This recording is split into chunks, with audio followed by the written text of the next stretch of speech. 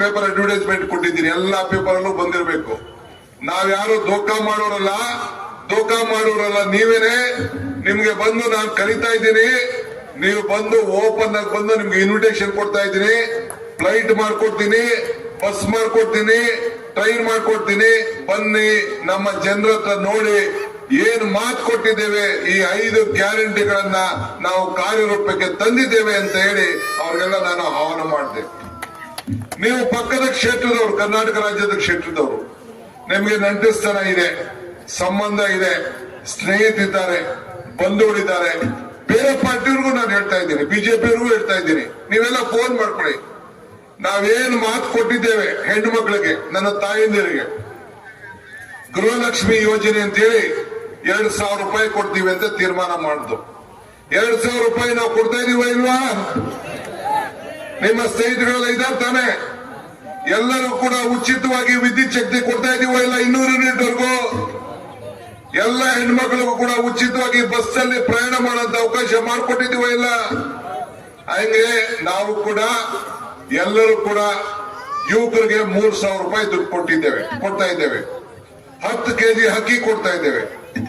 ಇವತ್ತು ನಾನು ಹೇಳ್ತಾ ಇದ್ದೇನೆ, ಕಾಂಗ್ರೆಸ್ ಪಕ್ಷ ಮಲ್ಲಿಕಾರ್ಜುನ್ ಖರ್ಗೆ ಸಾಹೇಬರು, ರಾಹುಲ್ ಗಾಂಧಿ ಅವರು ಕೂತ್ಕೊಂಡು ಚರ್ಚೆ ಮಾಡಿ, ಉद्धವ್ ಠಾಕ್ರೆ ಅವರ ಜೊತೆ ಚರ್ಚೆ ಮಾಡಿ, ಶರದ್ ಪವಾರ್ ಅವರ ಚರ್ಚೆ ಮಾಡಿ, ಇವತ್ತು ಇಲ್ಲೂ ಕೂಡ 5 ಗ್ಯಾರಂಟಿಗಳನ್ನು ಕೊಡ್ತೇವೆ ಅಂತ ಮಾತು ಕೊಟ್ಟಿದ್ದೇವೆ. ಇವತ್ತು ಬೆಲೆ ಏರಿಕೆಯಿಂದ ಜನ ಎಲ್ಲ ತತ್ತರಿಸ್ತಾ ಇದ್ದಾರೆ. ಗಗನ ಕೊಂಡೋಯ್ತು ಎಲ್ಲ ಬೆಲೆಗಳು. ಗ್ಯಾಸ್ ಬೆಲೆ 400 ರೂಪಾಯಿ ಇದ್ದಿದ್ದು 1,100 ರೂಪಾಯಿ ಆಗೋಯ್ತು. ಪೆಟ್ರೋಲ್ ಬೆಲೆ ಜಾಸ್ತಿ ಆಗೋಯ್ತು, ಡೀಸೆಲ್ ಬೆಲೆ ಜಾಸ್ತಿ ಆಗೋಯ್ತು, ಬೇಳೆ ಬೆಲೆ ಜಾಸ್ತಿ ಆಗೋಯ್ತು, ಅಡಿಗೆ ಎಣ್ಣೆ ಬೆಲೆ ಜಾಸ್ತಿ ಆಯ್ತು. ಅಂದ್ರೆ ಎಣ್ಣೆ ಅಂದ್ರೆ ನಿಮ್ಮೆಣ್ಣೆ ಅಲ್ಲ, ಹೆಣ್ಮಕ್ಳ ಎಣ್ಣೆ, ನಿಮ್ಮೆಣ್ಣೆ ಅನ್ಕೊಂಡ್ಬಿಟ್ಟಿವಿ. 200 ರೂಪಾಯಿ ಆಗೋಯ್ತು, 90 ರೂಪಾಯಿ ಇದ್ದಿದ್ದು ಆಗೋಯ್ತು. ಉಪ್ಪು, ಸೋಪು ಎಲ್ಲ ಬೆಲೆ ಜಾಸ್ತಿ ಆಗೋಯ್ತು. ಈ ಎಲ್ಲ ಬೆಲೆಗಳನ್ನ ನಿಯಂತ್ರಣ ಮಾಡಬೇಕು ಅನ್ನೋ ದೃಷ್ಟಿಯಿಂದ, ನಿಯಂತ್ರಣ ಮಾಡಬೇಕು ಅಂತ ಹೇಳಿ, ಏನಾದ್ರು ಸಹಾಯ ಮಾಡಬೇಕು ಅಂತ ಹೇಳಿ ಇವತ್ತು ಕಾಂಗ್ರೆಸ್ ಪಕ್ಷ ತೀರ್ಮಾನ ಮಾಡಿ, ಅಲ್ಲಿ ಗೃಹಲಕ್ಷ್ಮಿ, ಇಲ್ಲಿ ಮಹಾಲಕ್ಷ್ಮಿ 3,000 ರೂಪಾಯಿ ಕೊಡಬೇಕು ಅಂತ ತೀರ್ಮಾನವನ್ನು ನಾವು ಮಾಡಿದ್ದೇವೆ. ಮೊದಲನೇ ಕ್ಯಾಬಿನೆಟ್ ನಲ್ಲಿ ನಮ್ಮ ಸರ್ಕಾರ ರಚನೆ ಆಗ್ತದೆ. ನಮ್ಮ ಸರ್ಕಾರ ರಚನೆ ಮಾಡುವಂತ ಮೊದಲನೇ ಕ್ಯಾಬಿನೆಟ್ ನಲ್ಲೇ ಈ ಎಲ್ಲ ಗ್ಯಾರಂಟಿಗಳನ್ನ ಅನುಷ್ಠಾನಕ್ಕೆ ತರುವಂತ ಕೆಲಸವನ್ನ ಮಾಡ್ತೇನೆ ಅಂತೇಳಿ ನಾನು ಪಕ್ಷದ ಒಬ್ಬ ಮುಖಂಡನಾಗಿ ಇಲ್ಲಿ ಬಂದು ನಾನು ಮಾತುಕೊಡ್ತಾ ಇದ್ದೇನೆ. ಇವತ್ತು ತಮ್ಗೆ ನಾನು ಹೇಳೋದಿಷ್ಟೇ, ಒಂದು ಮಾತು ಹೇಳಿದೆ ನಾನು ರೈತರ ಬಗ್ಗೆ. ನೀವೆಲ್ಲ ಹಳ್ಳಿ ರೈತರಿಗೆ ಸಂಬಳ ಇಲ್ಲ, ಪ್ರಮೋಷನ್ ಇಲ್ಲ, ಪೆನ್ಷನ್ ಇಲ್ಲ, ಲಂಚ ಇಲ್ಲ, ರಿಟೈರ್ಮೆಂಟ್ ಇಲ್ಲ ಅಂತ ಹೇಳಿದೆ. ಯಾಕೆ ಈ ಮಾತು ಹೇಳಿದೆ ಅಂತಂದ್ರೆ, ಕಾಂಗ್ರೆಸ್ ಪಕ್ಷ ಮತ್ತೊಂದು ಮಾತು ವಚನವನ್ನ ನಿಮಗೆ ಕೊಡ್ತಾ ಇದೆ. ಇದು ವಚನ, ನೀವೆಲ್ಲ ಬಹಳ ಜನ ಇಲ್ಲಿ ಬಸವಣ್ಣನ ತತ್ವವನ್ನು ನಂಬಿರುವಂತ ಜನ ಇಲ್ಲಿದ್ದೀರಿ. ಬಾಬಾ ಸಾಹೇಬ್ ಅಂಬೇಡ್ಕರ್ ಅವರ ಮಾತಿನಲ್ಲಿ ತಮ್ಗೆಲ್ಲ ಅಪಾರವಾದಂತ ನಂಬಿಕೆ ಇದೆ. ಶಿವಾಜಿ ಮಹಾರಾಜರ ಎಲ್ಲರೂ ಕೂಡ ತಾವೆಲ್ಲ ಕೂಡ ಅನ್ಯಾಯಿಗಳೆಲ್ಲ ತಾವೆಲ್ಲ ಇದ್ದೀರಿ. ಇವತ್ತು ಅಂತ ಒಂದು ನಾಡಿನಲ್ಲಿ ನಾವೆಲ್ಲ ಕೆಲಸ ಮಾಡ್ತಾ ಇದ್ದೇವೆ. ರೈತರಿಗೆ ಸಹಾಯ ಮಾಡಬೇಕು ಅಂತೇಳಿ 3 ಲಕ್ಷ ರೂಪಾಯಿವರೆಗೂ ಸಾಲವನ್ನ ಮನ್ನಾ ಮಾಡಬೇಕು ಅಂತೇಳಿ ಈಗಾಗಲೇ ತೀರ್ಮಾನವನ್ನ ನಾವು ಮಾಡಿದ್ದೇವೆ. ಯಾರು ಸಾಲವನ್ನ ಸರಿಯಾದ ರೀತಿಯಲ್ಲಿ ಕಟ್ಟಿದ್ದಾರೆ ಅವ್ರಿಗೆ ಪ್ರೋತ್ಸಾಹವಾಗಿ 50,000 ರೂಪಾಯಿ ಕೊಡಬೇಕು ಅಂತೇಳಿ ತೀರ್ಮಾನವನ್ನು ಮಾಡಿದ್ದೇವೆ. ಇದಲ್ಲದೆ ಎಲ್ಲ ಹೆಣ್ಮಕ್ಳಿಗೆ ಉಚಿತವಾಗಿ ನಾವು ಕರ್ನಾಟಕದಲ್ಲಿ ಯಾವ ರೀತಿ ಬಸ್ನಲ್ಲಿ ಪ್ರಯಾಣವನ್ನು ನಾವು ಕೊಟ್ಟಿದ್ದೇವೆ, ಶಕ್ತಿ ಯೋಜನೆ, ಅದೇ ರೀತಿ ನಮ್ಮ ಹೆಣ್ಮಕ್ಳಿಗೆ, ನನ್ನ ತಾಯಂದಿರು, ಹೆಣ್ಣು ಕುಟುಂಬದ ಕಣ್ಣು ಅಂತ ಹೇಳಿ ಆ ಹೆಣ್ಮಕ್ಳಿಗೆ 2,000 ಎಲ್ಲರೂ ಕೂಡ ಉಚಿತವಾಗಿ ಬಸ್ನಲ್ಲಿ ಪ್ರಯಾಣ ಮಾಡಂತ ಒಂದು ಯೋಜನೆ ಕೂಡ ಈಗಾಗಲೇ ನಮ್ಮ ಪ್ರಣಾಳಿಕೆಯಲ್ಲಿ ನಾವು ಹೇಳಿದ್ದೇವೆ. ಇದಲ್ಲದೆ ಆರೋಗ್ಯದ ವಿಚಾರದಲ್ಲಿ ಎಲ್ಲ ಕೂಡ ಕೋವಿಡ್ ಆದ್ಮೇಲೆ ಬಹಳ ತೊಂದರೆ ನಾವೆಲ್ಲ ಅನುಭವಿಸ್ತಾ ಇದ್ದೇವೆ. ಬಹಳ ಜನ ಆರೋಗ್ಯಕ್ಕೆ ತೊಂದರೆ ಆಗಿದೆ. ಆ ದೃಷ್ಟಿಯಿಂದ ಇವತ್ತು ಆರೋಗ್ಯದಲ್ಲಿ 25 ಲಕ್ಷ ರೂಪಾಯಿವರೆಗೂ ಕೂಡ ಪ್ರತಿಯೊಂದು ಕುಟುಂಬಕ್ಕೂ ಕೂಡ 25 ಲಕ್ಷವರೆಗೂ ಕೂಡ ಆರೋಗ್ಯ ವಿಮೆಯನ್ನ ಮಾಡಿ ಉಚಿತವಾಗಿ ನಿಮ್ಗೆಲ್ಲ ಕೂಡ ಆರೋಗ್ಯವನ್ನು ಕೊಡಿಸುವಂತ ಕಾರ್ಯಕ್ರಮವನ್ನು ಇವತ್ತು ಮಹಾರಾಷ್ಟ್ರ ಇವತ್ತು ತೀರ್ಮಾನವನ್ನು ಮಾಡಿದೆ. ಆದ್ರಿಂದ ಬಂಧುಗಳೇ, ಇವತ್ತು ಮಹಾರಾಷ್ಟ್ರ ಇವತ್ತು ತೀರ್ಮಾನವನ್ನ ಮಾಡಿದೆ. ಆದ್ರಿಂದ ಬಂಧುಗಳೇ, ಯುವಕರಿಗೆ ಉದ್ಯೋಗ ಇಲ್ಲ.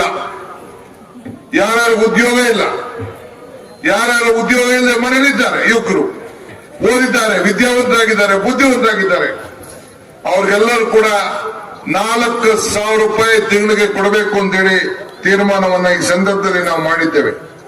ಆದ್ರಿಂದ ಇಂಥ ಒಂದು 5 ಗ್ಯಾರಂಟಿ ಕಾಂಗ್ರೆಸ್ ಪಕ್ಷ ಯಾವ ಕಾರಣಕ್ಕೂ ಯಾರಿಗೂ ಮೋಸ ಮಾಡುವುದಿಲ್ಲ.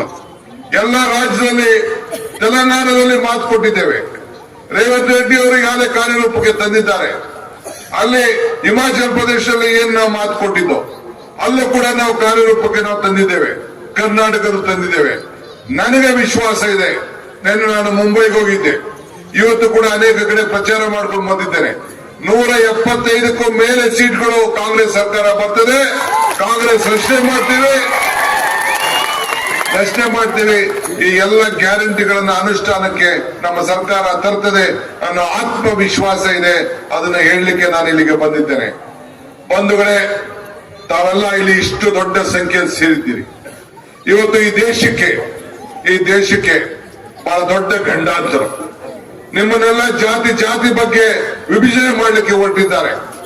ನಿಮ್ಮನ್ನೆಲ್ಲ ಧರ್ಮದ ಮೇಲೆ ಭಾಗ ಮಾಡಲಿಕ್ಕೆ ಇವತ್ತು ಹೊರಟಿದ್ದಾರೆ. ಆದ್ರೆ ಕಾಂಗ್ರೆಸ್ ಪಕ್ಷ ಯಾವತ್ತೂ ಕೂಡ ಅಂತ ಕೆಲಸ ಮಾಡಲಿಲ್ಲ.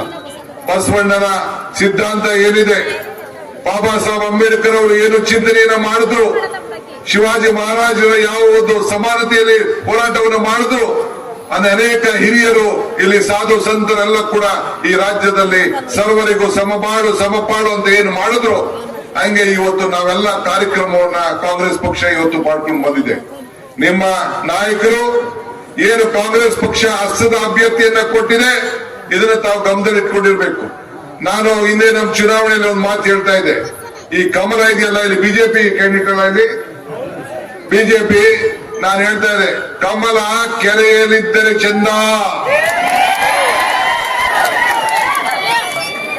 ಹಸ್ತ ಕಾಂಗ್ರೆಸ್ ಅದಕ್ಕೆ ದಾನ ಧರ್ಮ ಮಾಡುವ ಕೈ ಅಧಿಕಾರದಲ್ಲಿದ್ರೆ ಮಾತ್ರ ಚಂದ ಅಂತ ಹೇಳಿ. ಹಂಗೆ ಈ ಕಾಂಗ್ರೆಸ್ ದಾನ ಧರ್ಮ ಮಾಡೋದಕ್ಕೆ ಹುಡುಗರಿಗೆ ಭೂಮಿ. ಇವತ್ತು ಹಿಂದೆ ಇಂದಿರಾ ಗಾಂಧಿ ಅವ್ರ ಕಾಲದಲ್ಲಿ ಪೆನ್ಷನ್ ಅಂತ ಶುರು ಮಾಡ್ದು, ಬ್ಯಾಂಕಿನ ರಾಷ್ಟ್ರೀಕರಣ ಮಾಡ್ದು, ಈ ಮಕ್ಕಳಿಗೆ ಬಿಸಿ ಊಟ ಕಾರ್ಯಕ್ರಮ ಅಂತ ಕೊಟ್ಟು, ಹಂಗೆ ಬೇಕಾದಷ್ಟು ಕಾರ್ಯಕ್ರಮವನ್ನ ಬಡವರಿಗೆ ಮನೆ, ಸೈಟು, ಜಮೀನು ಇವೆಲ್ಲ ಕೂಡ, ಅಂಗನವಾಡಿ ಕಾರ್ಯಕ್ರಮ, ಆಶಾ ಕಾರ್ಯಕರ್ತರ ಕಾರ್ಯಕ್ರಮ, ನರೇಗಾ, ಆಹಾರ ಭದ್ರತೆ ಕಾರ್ಯಕ್ರಮ, ಹಿಂಗೆ ಅನೇಕ ಕಾರ್ಯಕ್ರಮಗಳನ್ನ ಕಾಂಗ್ರೆಸ್ ಪಕ್ಷ ಕೊಟ್ಕೊಂಡು ನಾವು ಬಂದು ಯಾವ್ದಾದ್ರು ವಾಪಸ್ ತೆಗೆದುಕೊಂಡಿದೀವ. ಅಲ್ಪಸಂಖ್ಯಾತರಿಗೆ ರಕ್ಷಣೆಯನ್ನ ಕೊಟ್ಕೊಂಡು ಬಂದು, ಹಿಂದೂ ವರ್ಗದ ರಕ್ಷಣೆಯನ್ನ ಕೊಟ್ಕೊಂಡು ಬಂದು, ಜಾತಿ ವ್ಯವಸ್ಥೆಯಲ್ಲಿ ಎಲ್ಲ ಧರ್ಮಕ್ಕೂ ಕೂಡ ಸಮಪಾಲು ಕೊಡಬೇಕು ಅಂತೇಳಿ ಮಾಡ್ಕೊಂಡು ಬಂದು, ಇದು ಕಾಂಗ್ರೆಸ್ ಪಕ್ಷದ ಸಿದ್ಧಾಂತ. ಆದ್ರಿಂದ ನಾನು ಕೇಳ್ಕೊಳ್ಳೋದಿಷ್ಟೇ, ನಾವು ಇಲ್ಲಿಗೆ ನಿಮ್ಗೆ ಸಹಾಯ ಮಾಡಕ್ಕೆ ಬಂದಿದ್ದೇವೆ. ಇಡೀ ಕರ್ನಾಟಕ ರಾಜ್ಯದ ನಾಯಕರುಗಳು, ಕಾಂಗ್ರೆಸ್ ಪಕ್ಷ, ಸರ್ಕಾರ, ಈ ಕ್ಷೇತ್ರದ ನಿಮ್ಮ ಅಭ್ಯರ್ಥಿ ಏನಿದ್ದಾರೆ ಅವರ ಜೊತೆ ನಾನಿದ್ದೇನೆ ಅಂತ ಹೇಳಲಿಕ್ಕೆ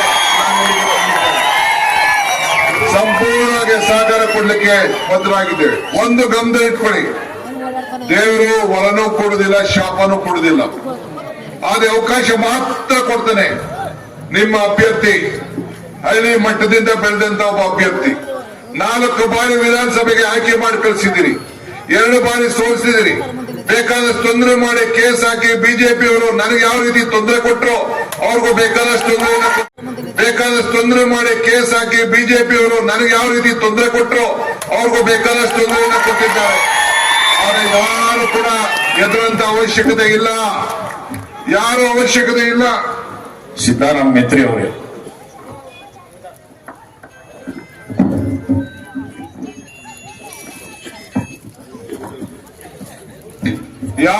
ಯಾರು ಎದುರಬೇಕಾದಿಲ್ಲ, ನಾವೆಲ್ಲ ಜೊತೆಲಿದ್ದೀವಿ. ಇವತ್ತು ತಮ್ಗೆ ನಾನು ಹೇಳೋದಿಷ್ಟೇ, ನಮ್ಮ ಗುರುಗಳು ಸರ್ವರಿಗೂ ಸಮಪಾಡು ಅನ್ನೋ ತತ್ವ ಏನಿದೆ, ಮಾನವನ ಧರ್ಮಕ್ಕೆ ಜಯವಾಗಲಿ, ಧರ್ಮದಿಂದಲೇ ವಿಶ್ವಕ್ಕೆ ಶಾಂತಿ. ನಾನು ನಂಬಿದಂತ ನಮ್ಮ ಗುರುಗಳು ಈ ಭಾಗದವರು ಅಂತೇಳಿ, ನಮ್ಮ ನೊಳಂಕೆ ಭಾಗದವರು ಅಂತೇಳಿ, ಅಲ್ಲಿರೋಂತ ಮಠದವರು ಅಂತೇಳಿ ನಮ್ಮ ಅಭ್ಯರ್ಥಿಗಳು ತಿಳಿಸಿದ್ರು. ಇರ್ಲಿ, ಬಹಳ ಸಂತೋಷ ಆಗ್ತದೆ.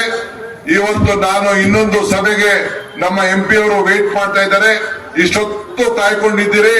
ಇವತ್ತು ಕಾಂಗ್ರೆಸ್ ಪಕ್ಷ ಚಿಂತೆ ಮಾಡೋದು ಬೇಡ, ಧೈರ್ಯವಾಗಿ ಒಗ್ಗಟ್ಟಿನಿಂದ ಹಸ್ತದ ಗುರ್ತು ಅದು ನಮ್ದು. ಈ ಅಭ್ಯರ್ಥಿ ನಮ್ಮ ಅಭ್ಯರ್ಥಿ ಅಲ್ಲ, ಈ ಅಭ್ಯರ್ಥಿ ನಿಮ್ಮ ಅಭ್ಯರ್ಥಿ.